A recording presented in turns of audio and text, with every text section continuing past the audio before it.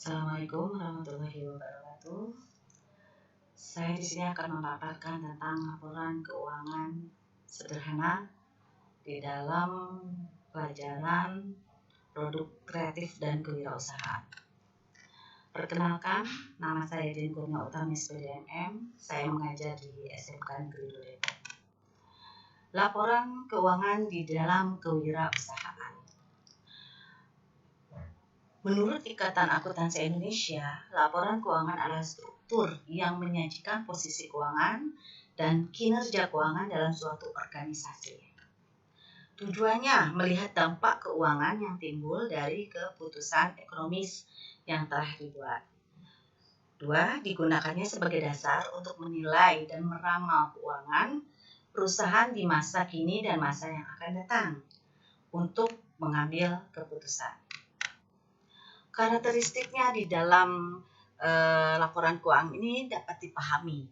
Sebuah laporan keuangan harus mudah untuk dimengerti dan dipahami oleh pengguna atau pemakainya ya, biar mengerti dan sama-sama enak. Relevannya, sebuah laporan keuangan harus relevan dengan kebutuhan yang diinginkan oleh pengguna laporan. Keandalannya, sebuah laporan keuangan harus memiliki sifat keandalan, artinya laporan bebas dari informasi yang menyesatkan dan dapat diandalkan pemakainya sebagai informasi yang tulus dan jujur dalam membuat suatu laporan keuangan. Dapat dibandingkan, sebuah laporan keuangan harus dapat dibandingkan baik dengan laporan keuangan perusahaan lainnya maupun dengan laporan yang sudah lampau, guna mempermudah pemakaian dalam mengambilkan keputusannya. Maka dapat dibandingkan nih antara perusahaan satu dengan yang perusahaan yang lainnya. Setelah kita mengetahui laporan keuangan, di dalam laporan keuangan itu juga ada pembuatan laporan laba rugi. Menurut Munawir, pengertian dari laba rugi itu merupakan laporan sistematis yang berisi tentang penghasilan, beban, dan petunjukan angka laba atau rugi suatu perusahaan selama periode tertentu. Secara umum, laporan laba rugi disusun dengan sebagian sebagai berikut. Penjualan usaha pokok barang maupun jasa. Jadi barang maupun jasa. Beban operasional perusahaan, pendapatan dan beban perusahaan di luar usaha pokok perusahaan. Perolehan laba atau rugi yang dialami daripada perusahaannya. Manfaatnya apa? Untuk menilai kinerja perusahaan di periode sebelumnya.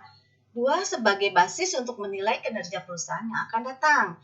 3. Untuk menilai risiko arus kas perusahaan yang akan datang. Nah, itu daripada kita membuat laporan keuangan maupun laba rugi. Laporan laba rugi toko Boneka Gembira bulan Agustus ini total penjualan 4.700.000, setelah penjualan 350.000. Ini di sini adalah tentang contoh daripada laporan laba rugi dari suatu toko. Penjualan bersih 4.500.000, pendapatan di luar usaha 150, total pendapatan semuanya 4.650. Biaya-biayanya, biaya variabel, biaya tetap, iklan, administrasi, dan umum. Variabel 1.250, biaya tetap 1.500, biaya iklan 200, biaya administrasi dan umum 25. Total biayanya seluruhnya 2.975. Nah, biaya-biaya ini adalah biaya yang dikeluarkan. Kalau yang di atas adalah biaya pendapatan, pemasukan. Yang di bawah adalah biaya pengeluaran yang dikeluarkan untuk suatu usaha. Jadi total labanya adalah 1.675.000. Ini adalah laporan laba rugi yang simple.